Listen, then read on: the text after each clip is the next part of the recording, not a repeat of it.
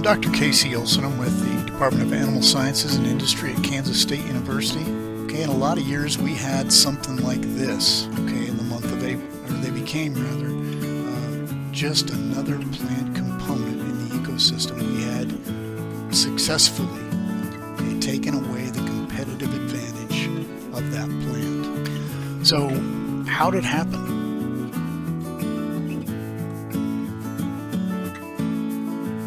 That's a legitimate question. Okay, we believe that existing sericea plants were progressively weakened over time. They got smaller, they became less canopy dominant, and some of them died. Okay, that's the only way we can explain our data. Seed production was strongly suppressed in every year that we applied treatments. And we started asking ourselves, well, why did this happen? Okay, we found another study of Kansas origin that suggested that fire is an agent necessary for allowing sericea seeds to germinate. Okay, fire does something called what's called scarification. Okay, when it passes over an intact seed coat, it cracks it, okay, and it allows that seed to then germinate.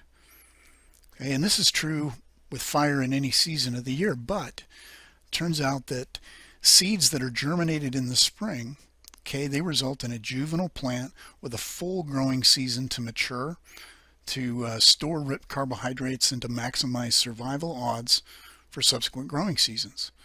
Okay, but we believe that seeds that germinated in August or September, okay, resulted in juvenile plants with little time to mature before winter, with minimum capability to photosynthesize, and we believe that that minimized the survival odds of those juvenile plants under the alternative fire schemes that we evaluated.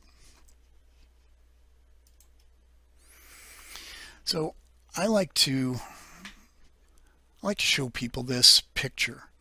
Okay, everything that's on the left-hand side of the screen, you can see, or sorry, the right-hand side of the screen has been burned, and you can see real clearly there toward the middle where our fire line was. That's where we stopped the prescribed fire in this area. Okay, everything to the right-hand side of the screen has been dramatically impacted by a fire. This one was conducted in very late August. And everything that's on the left-hand side of the screen is obviously not affected by our treatments. Now, the reason I like to show people this, okay, is that a human being on a four-wheeler with a can of herbicide behind him is not going to see all the sericea plants that need to be treated. Okay, a person in an aircraft that's broadcast spraying herbicide, not trying to be selective, okay, sometimes that herbicide is going to land on a target plant, sometimes it's going to land on a non-target plant, and it will kill. Okay, but the problem is the canopy of the tallgrass prairie is so robust, okay, that much of that herbicide gets intercepted at the top of the canopy and never filters down to the level of the ground where it can come into contact with juvenile sericea lespedeza plants and kill them. Okay, a sheep or a goat walking around, these are tannin-tolerant herbivores, a sheep or a goat walking around in a sericea infested pasture is not going to find all the sericea plants and graze them appropriately during August or September when they can physically damage the plant. Okay, but fire does not miss a plant. Fire sweeps through, provides a very uniform treatment application on a landscape, does not miss a plant. Every year that fire touches a sericea plant, that sericea plant is going to be damaged and going to have less ability, okay, to reproduce itself and to continue to contribute to rangeland degradation. Okay, but here is the question. Okay, we had the desired effects, the effects we thought we would see on the target organism, but what happened to everything else? Well, the answer is not much that was bad. Okay, when we measured the amount of bare soil in our experimental area at the height of the growing season, this would be mid-July, there was no difference in bare soil exposure among treatments. Okay, there was no difference in the dead and decaying plant matter that covered part of the soil surface across our treatments. and there was no difference in basal plant cover, total basal plant cover, among our treatments. And I know these numbers look very small, but a typical native grassland, such as the one I grew up in, basal plant cover is generally between 4 and 6%. Okay, a really robust grassland like the tall grass prairie, if it's well managed, you would expect to see total basal plant area in the neighborhood of 8 to 11%. You can see that's right where we are with all three of our burn treatments. Okay, our rancher friends were worried that, oh my goodness, if you move the timing of prescribed fire to some point during the growing season, you will damage its ability to produce forage for our livestock. Well, we were worried that would happen. The fact is that it did not happen. Okay, again, when measured at the height of the growing season in mid-July, all of our experimental burns produced the same amount of biomass as a typical conventional spring burn. People were worried that, okay, if we burn in August or September, oh my gosh, that soil's going to sit bare all winter long and it'll erode. Well, that didn't happen either. In the panel on the left-hand side there, that's one of our burn areas where we conducted a burn on August 30th, and we went out and took a picture 5 days later. Okay, you can see just a little hint of green fuzz coming back a very short time after the fire. In the right-hand panel, okay, that's approximately 3 weeks post-fire. Okay, you can see there's a significant amount of native vegetation that is beginning to regrow. Okay, hold on to your hats, because on our treatment where we applied fire in early August and that grass had a good 10 weeks to regrow before the normal period of plant dormancy in the winter, we got something that looked absolutely beautiful at a time of the year when we don't typically see such a thing. Okay, by late September, okay, we had, in most years, we had about a ton of forage dry matter per acre that had reproduced itself before winter dormancy.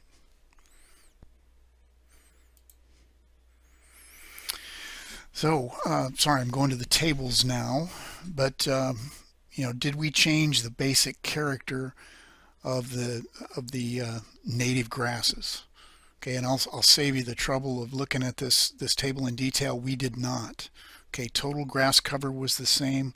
The relative balance between warm and cool season grasses was the same among our treatments, and the annual grasses were about where we would expect to find them in a normal situation. So we didn't change the character of basically livestock forage. Okay, but what about the broadleaf component? What about those forbs? Okay, well, there were no differences in total forb cover from treatment to treatment after 4 years. Okay, but there was a major shift away from perennial forbs and to annual forbs, okay, as we moved our fire treatment backward in time. Okay, and this potentially is very concerning. Okay, annual forbs, as they're listed here, are a minor but important component of the grassland ecosystem.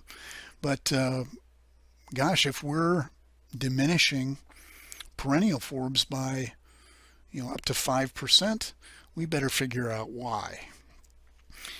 So rather than look at just broad families, broad classifications of forbs, we decided to look at specific forbs. Okay, and here's what we found out. Okay, that decrease in perennial forbs that was caused by later prescribed fire, we could totally explain that change in the context of Sericea lespedeza, Baldwin's ironweed, and western ragweed.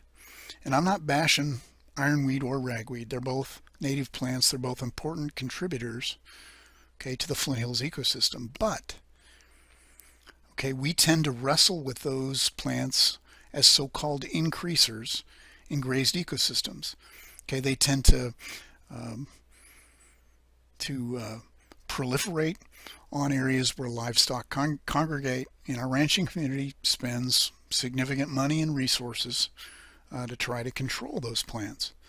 So most of the ranching community would not regard a decrease in ironweed or ragweed as bad news.